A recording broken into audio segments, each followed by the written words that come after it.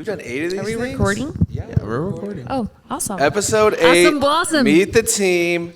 Vivian is here today in-house. Caceres? Yep, you got it. Oh my God. He's half Mexican. Oh, really? Oh yeah, I knew that. And you're Good. Chilean. Yes. Straight to us from Chile. I don't Which my eat family spicy says is food, the no tacos. best. I don't dance salsa. I don't do that. Nothing like, we don't do that. But she does skydive and have a spicy personality. I know she's taking me. There you go. I don't know. Oh yeah. Oh, we're I told going. family members that we're You're going. you're You're going to taking. strap her to your back and walk out there. I think I'm getting strapped to her back. She's the license. Yeah, we're doing that. Certified. If you, how many jumps do you have? 0. Okay. I love how she asked you that. Like, that's just like a normal thing to ask people. How many times have you jumped out of an airplane? 0. 0. Well, if we jump 11, you can get your license. I am considering options. Let's go. Okay. Are you afraid of heights? Yeah. Yeah. But I've always wanted to do this. Kind of like I want to swim with sharks just because.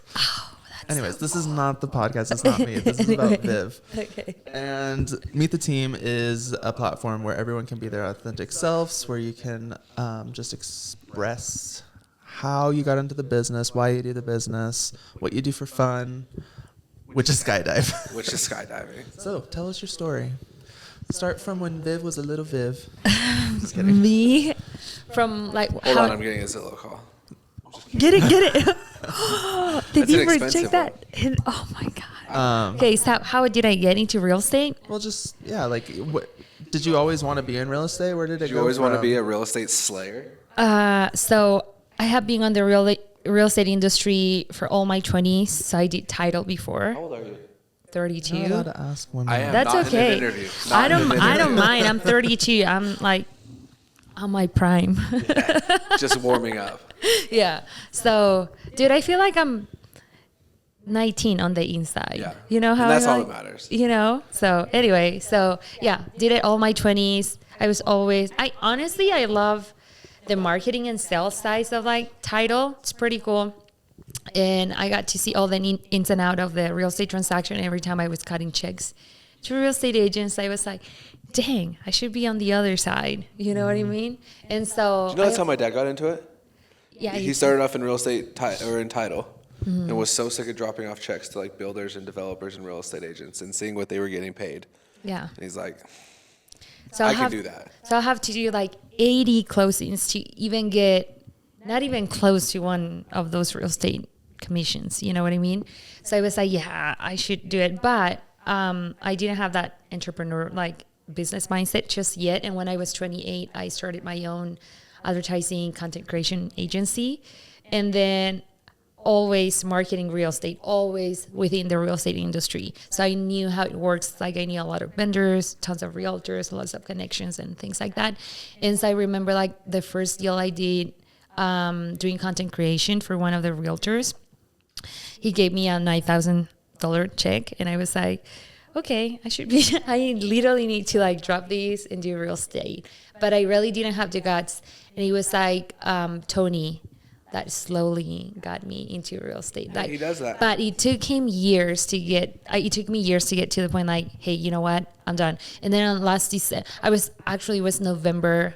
I started like talking to Tony about taking the classes and everything. So I started taking the classes on December, and then I got fired from title because I did like a real series on how to unfuck yourself, literally. Have you read the book? Yeah. It's No, so It's a good. good book. So it was like a 10-15 second reel on how to unfuck yourself. Pretty like this is like normal shit for you for like I'm sorry, you can cut that. Normal thing for like it's like everyone is like just everyone has read that, you know? And so I put that on September of last year. So those like 3 or 4 reels. And it was like kind of like a series reel. Actually, that got me a lot of business, believe it or not. And it got you fired. And so, but that was on September. And then on December, I got fired. Like months later.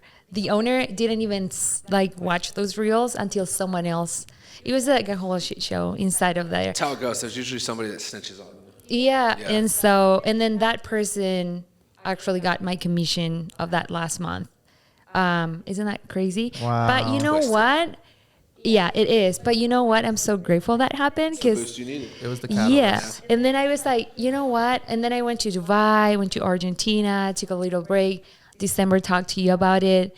How many agents were like four agents? Four agents. There's 4 of us in December sitting around. Four in a little agents. Yeah, I circle on the remember floor. that. Yeah. Good old days. It was so cool. I was so excited. And I was like, I just need a little break. And my advertising agency was doing really well. So I was like, I don't know what I want to do yet. Just I knew I wanted to do real estate always, all the time, but I didn't know the team or the broker. So I interviewed literally so many brokers and so many other teams. And because I know the industry so well, I had really good connections. And then every time I will go to a different broker, hey, what are you offering? I was like, no, this is not what I want. These are not my values. This is not, especially because I really want to like do as many deals as I can on the first year, which I'm trying really hard. Oh, And succeeding. Succeeding, yeah. 7. I went under contract, have 2 more pendings. Shout out. So yeah. But honestly, that was like my main goal. I just wanted to do as many transactions as I can on the first year to get, because do you have the experience, but just not like actually hands-on doing it. It's different, right? Like Yeah. the experience doesn't necessarily translate directly over. I think you probably came into this with a better understanding of what it would take to be successful because you were around it. But I mean, the skills translate, but it's not like you walked into this with just a massive. Yeah. You and I were talking about this the other day. Your SOI for the most part is real estate agents Yeah, at this point. yeah. It's like right? 80, So you're kind of having to 85%. start over Yeah. and generate deals from the Yeah. ground up without that background of producing. Yeah, totally. Which is great for your listing value proposition. Yeah. Like, I know all of these agents in my phone personally, Yeah, and we'll talk about your it's listing nice. to them directly. kind of Yeah, thing. I saw that listing, that horrible listing, that piece of crap listing in South Salt Lake in like a month. Yeah. It was overpriced, and I sold it anyway. So And that it'd been was listed nice. for a long time. Yeah. See? Call Viv. Yes. So, but you have been like involved in real estate for a long time. Like you were an investor first, weren't you? Or how did that work? No, so like always on title. So, and then I got my first property when I was 18 on a seller finance deal. And then every 2 years, just investing. But like, crazy. not even like a hard, it's just like if anyone can do it. It's like if you're really organized with your assets, I think you can just do it. That's what I always tell people. Like they want the biggest home. Like that condo that I had is right next to it's super close to the avenues, right next to the U. It was like 190 when I got it. Rented out with a few roommates when I was at the U, and that's it. And then I'm like, okay, let's go for a townhome. Where does that mindset come from for you? Were you just born like this? Because you said you I didn't was- feel like you had the entrepreneurial mindset, but you're also buying investment properties at 18 years old. So something was. I in mean, there. but okay. So being a Latina coming out of the States, it's so easy to buy a home here. That's what I'm saying. Like in South America, it's not that easy. Like you need, like saving money. It's just this scarcity mindset that people have there, and also like politics and all of that. It makes it really hard. Regulations. I mean, you can get into a property, but usually people that buy properties down there is like the one and only property, and you live there forever. And so You're not buying multiple. You're not buying one every 2 years, like you are here. no, like you buy one and then you wait for like probably 3 or 4 years, and then you get another one. So, but now as soon as I got here, my mom was like, hey, you should invest. Because she used to live so I was born in Vegas. My mom used to live here in the 80s and 90s. And so she was like, you should get into a property as soon as you get there. Just build up some credit, get a job or something. It doesn't matter what kind of job. And that time, properties were not that expensive. Interest rates were okay. And I was like, I just sat down, did the math, and I'm like, I think I can do it. I can just get some roommates, and that's it. And then I'm like, yeah. It makes sense. So you've been like in the mindset of real estate for a long time. Yeah. Real estate, it's awesome. There's nothing better. Where did that come from though? Like how did the real estate mindset start? Just There, your I mom, think or? when I was young, no, I think that was it. It wasn't even that hard. It's not even that hard. Like if you run the numbers and it makes sense financially for you on that time, buy it. If it doesn't make sense, then don't. There was a year that I actually didn't buy a property, and I was like, I think I'm gonna wait. And then I wait an extra year, and then I got another one. But I think it's like about making good, I don't know, moves, I guess. I did a flip in Vegas like 3 years ago, a luxury flip. That was fun. I think what you said is important because I think it is easy if you apply yourself. Yeah. Like I think that's the tricky part that most people, especially early on, are not willing to do. Like you have to be disciplined. You have to be willing to do stuff that your friends are not doing. Right. You cannot live the life that your friends are living. You Yeah. cannot do the things that your friends are doing. Your weekends look different. Your days look different. But then you can be in a financially different position than all of your friends are when they're buying 10 their years first house later, at you can 30 be years old. skydiving, doing helicopter rides. You know what I mean? Yeah. So, but I mean, I think it's like long-term gratification. Real estate is that game, you know?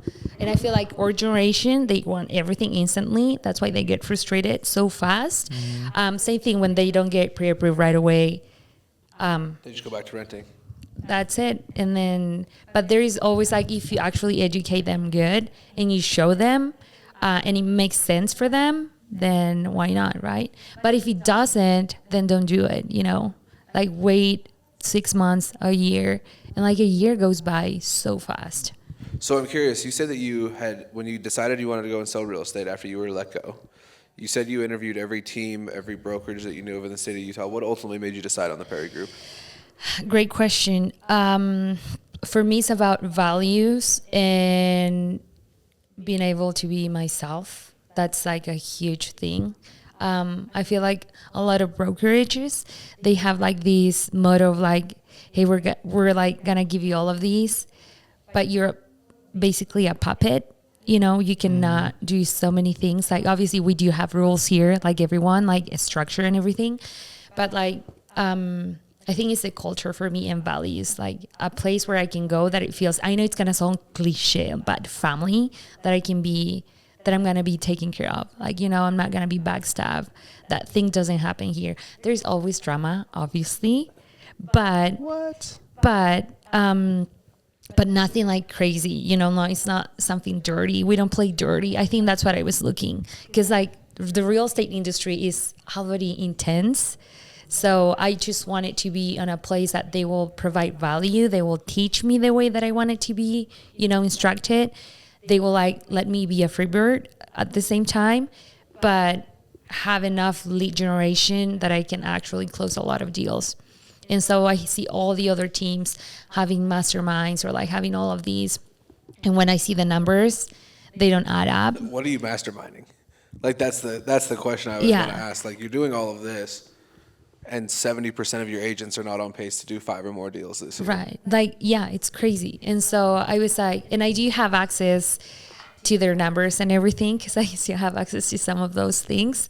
So I'm like every realtor say, hey, I'm closing thousands of deals, like hundreds of deals. And I'm like, when I go see their numbers, and I'm like, no, you're not. Like, you cannot lie on real estate. You can lie. The agent can lie. I mean, yeah, but that's what I'm saying. You know what I mean? The new show coming out and how maybe 1 or 2 or more of those agents don't produce. Anyways, they produce at the average rate within the state of Utah. Yeah. Look, like, okay, even selling Sunset, like if you go and see their numbers, they do 1 or 2 deals a year. I remember one time Court was watching that show when I was producing. And I was like, I got to look this up.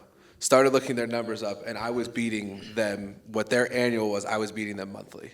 Yeah. Like and their purchase prices were significantly higher than what I had. Yeah. Like it is so easy to make yourself look a certain kind of way in this industry, even if it's not true. Right. Yeah. No, yeah, totally. And so one of the other things, it was like, for me, it was like mentorship. I literally look you up, look your numbers before even coming to the interview, because I want to see who I'm dealing with. Tony, obviously, I've known Tony and Do my Tony's numbers look okay? Oh, yeah.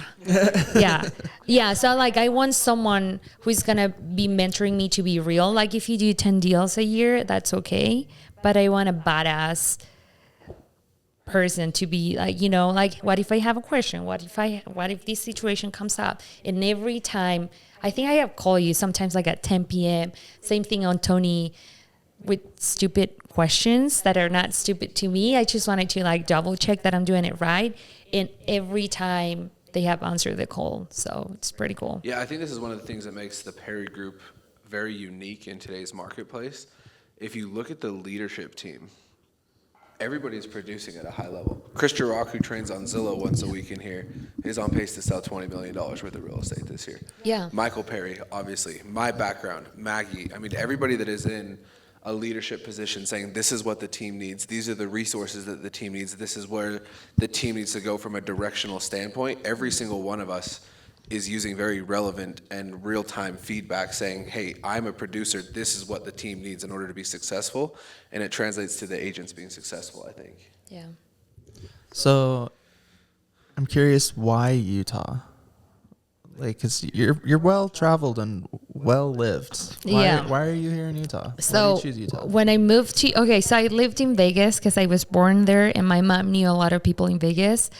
Still have a license in Vegas if you're looking to buy or sell. Call me. So Vegas is amazing.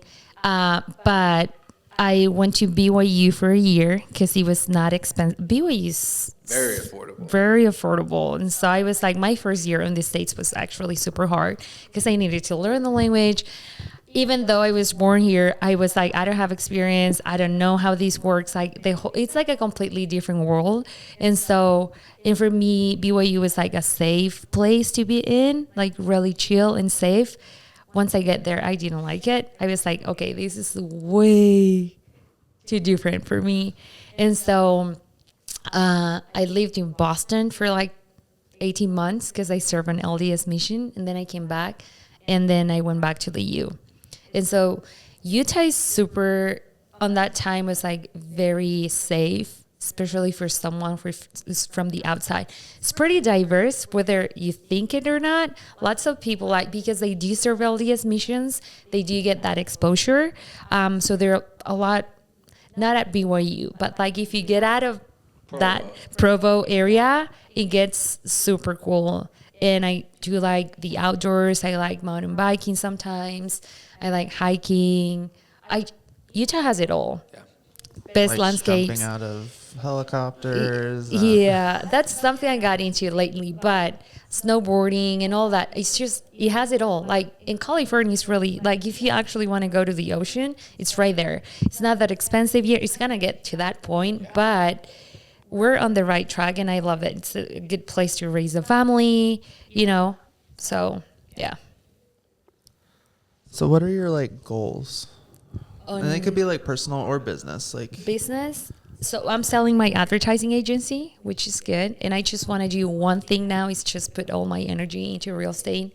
And so which that you're putting a ton of energy. yeah, but like I want to, that's what I'm like, that's my goal. Like to actually, like this year for me, it's like learning how to close as many deals as I want. I'm not handpicking my clients. I'm just taking whatever he gets, right? Because I think, like I was talking to Tony about it, I need to earn that reputation on the industry. And the only way you can do it, it's by actually putting the numbers and the work. Deals. Closing deals.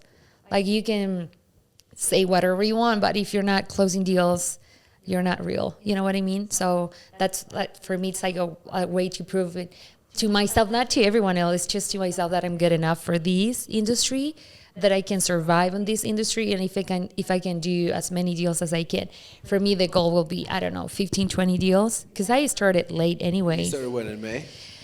Yeah, May but was More your April. yeah, April, because May. you were here before me and I started in May. It took them like 2 weeks to get my license here, and then I didn't do anything on May really, because I was like on that agent's foundation. It's horrible. Yeah, you got the onboarding stuff that takes a couple of weeks to get out. Hated it. And then on April, I actually started coming to the office, and then and then on June, I got in Zillow. So. And since then, you've done what? 8 deals? 7 Yeah. deals? Mm-hmm. 8 deals, 2 more pending Yeah. in 4 months, Yeah. Jeez. averaging 2 a month. It's kind of hard because you just started, but like, because I just am curious, you said you're focusing on real estate. What part, is there any part of real estate that you're going to be focusing on? I think it's like a structuring my business. Like that's how I'm treating it, like my own business. And so I'm like I own my own advertising agency. So I'm like thinking how I can produce what are going to be my systems. And then I'm thinking about Q1 for next year. Am I going to hire an assistant? How am I going to produce to the level I want to produce? And I was talking, I talked to a lot of people in the office that are producing a lot. And I asked them, how are your systems? What do you do? How do you keep track of your people? But for me, it's to have like that organization within my own systems so I can actually produce even more next year. So for me, it's like testing what it works for me, because what it works for me may not work for you. Real estate is so, wide.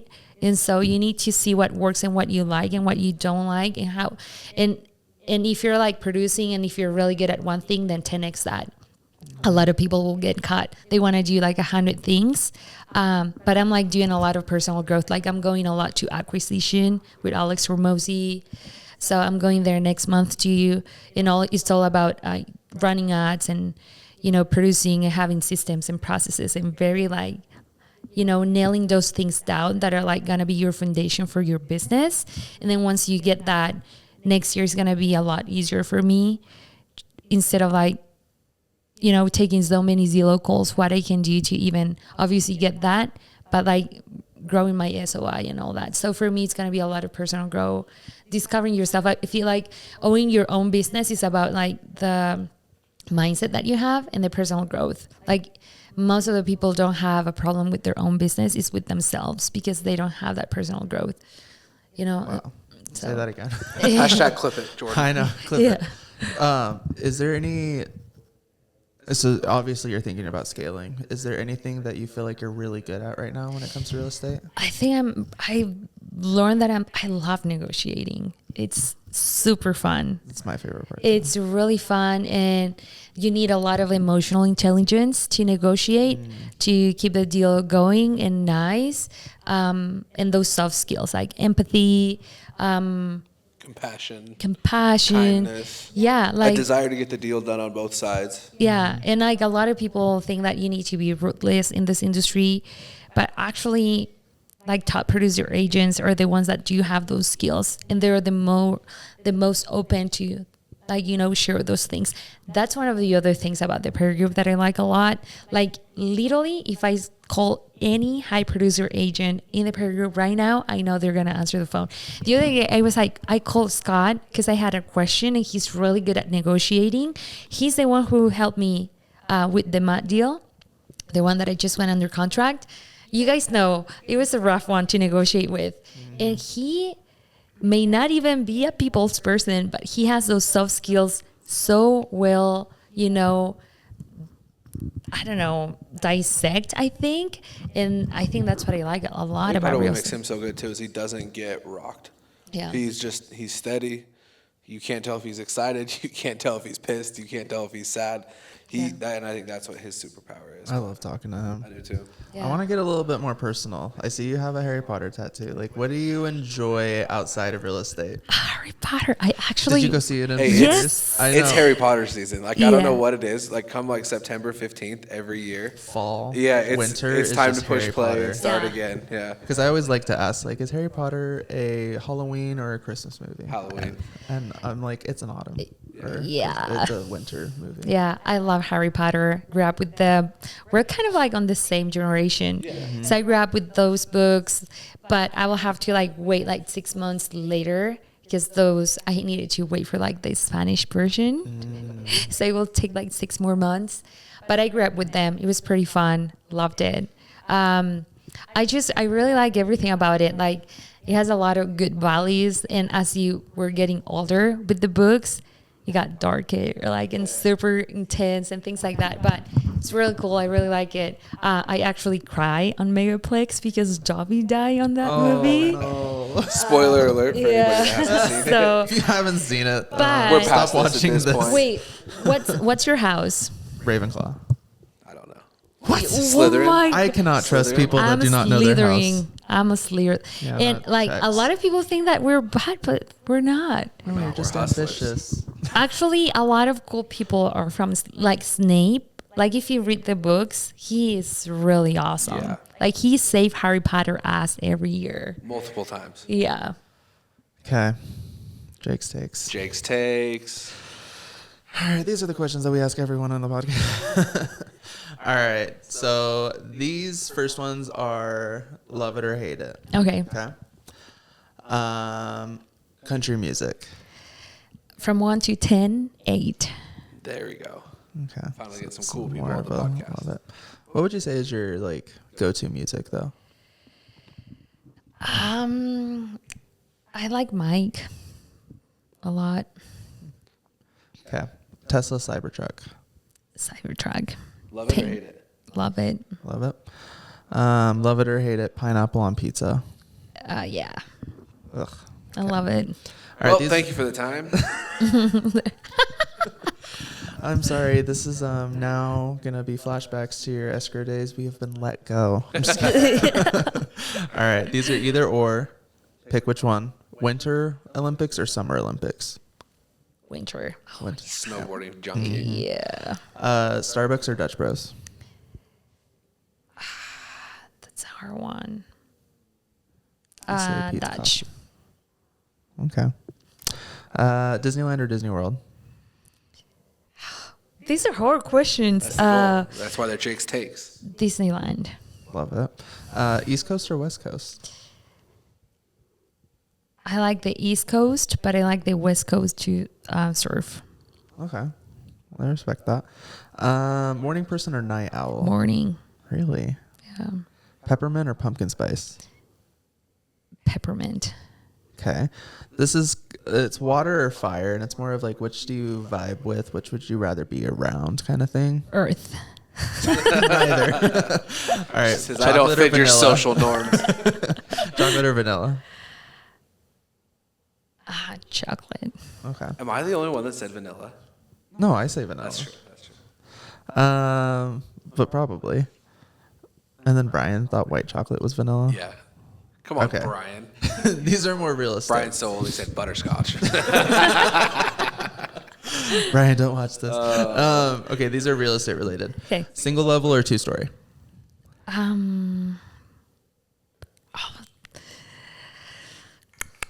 Two. 2-story. Okay. New construction or resale? New construction. Flip or hold? Flip. Really? Yeah. But luxury. Just luxury flip. If not, I will hold it. There you go. Mountain views or lake views? Mountain. Mountain views. Shout out. I should really just call these water views because, like, if you're going to California, you're probably wanting an ocean view. All right, and these are the final questions that we ask everyone on the podcast. Tell us your worst or most embarrassing story from like a party event, family experience, in 3 words or 3 small phrases. For example, mine is junior high, Thanksgiving, gravy. Booze is grandpa, family drama, pre-mission. Okay.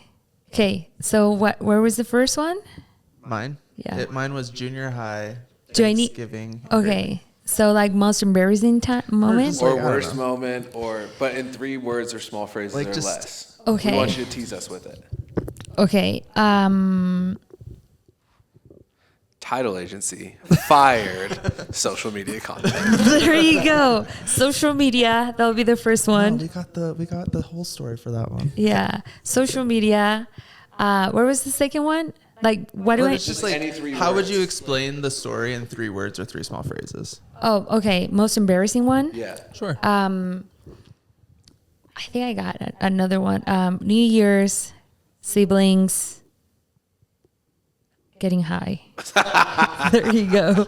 No That's follow-up it. questions. Okay, now here is the most important question of this whole podcast.